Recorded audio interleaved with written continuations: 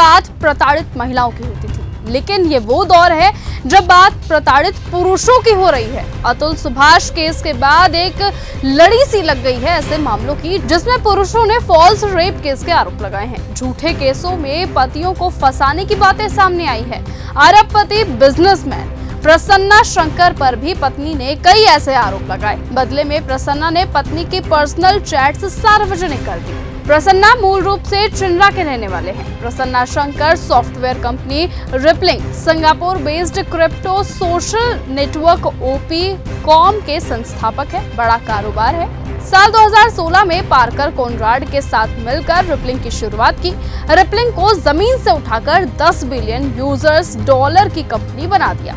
2020 में कंपनी छोड़ दी। 2023 में ओपी कॉम नाम की सिंगापुर बेस्ड कंपनी की शुरुआत की। पैसे की कोई कमी नहीं थी। उसके अलावा त्रिची में कंप्यूटर साइंस की पढ़ाई की, बीटेक डिग्री हासिल की। वहीं national institute of technology Tiruchirappalli यानी NIT त्रिची में ही प्रसन्ना की मुलाकात हुई दिव्या शशिधर से, जिसके बाद में प्रसन्ना ने शादी कर ली। दोनों को एक 9 साल का बेटा है।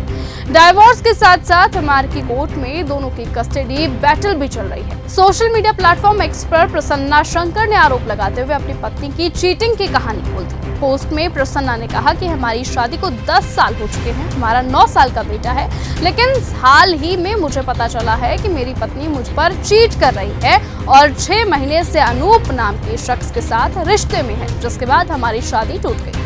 प्रसन्ना ने कहा कि उन्हें इस अफेयर के बारे में अनूप की पत्नी ने बताया। अनूप की पत्नी ने ही दोनों के बीच हुई बातचीत और होटल बुकिंग्स के सबूत भेजे।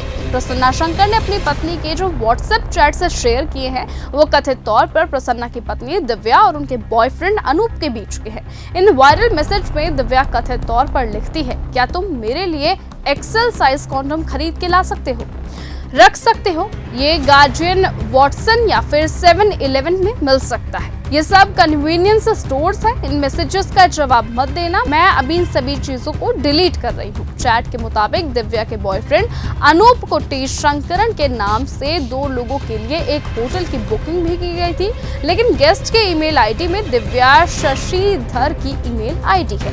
प्रसन्ना ने कहा कि ये मामला सामने आने के बाद हम दोनों ने इस मुद्दे पर बातचीत की। तलाक के बाद मुझे उसे कितने मिलियन डॉलर देने होंगे, वो इससे नाखुश थी और मुझ पर घरेलू हिंसा का उसने झूठा केस कर दिया। बाद में उसने झूठे आरोप लगाए कि मैंने उसके न्यूड वीडियोस लीक किए हैं और उसे 1 महीने पहले रेप किया है।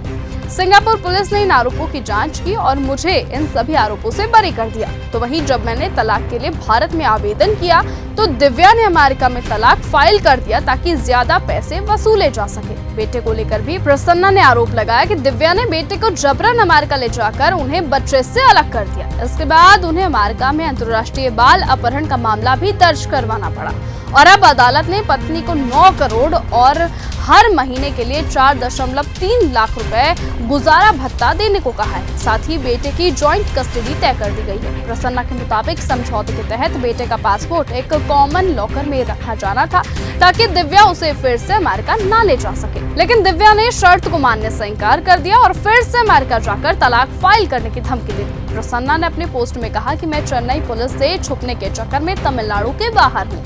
आरोप लगाया कि जब उन्होंने मामले में कानूनी हस्तक्षेप की मांग की तो दिव्या ने झूठी अपहरण की शिकायत दर्ज करा दी कि आधी रात को चेन्नई पुलिस उनके होटल पहुंच गई, उन्हें अपने बच्चे के साथ भागना पड़ा। वहीं पत्नी ने उल्टे पति पर ही आरोप लगा दिया और कहा कि प्रसन्ना संपत्ति विवाद सुलझाने के नाम पर उन्हें भारत लेकर आए। उनके बेटे को गोकुल कृष्ण नाम का शख्स जबरन ले गया।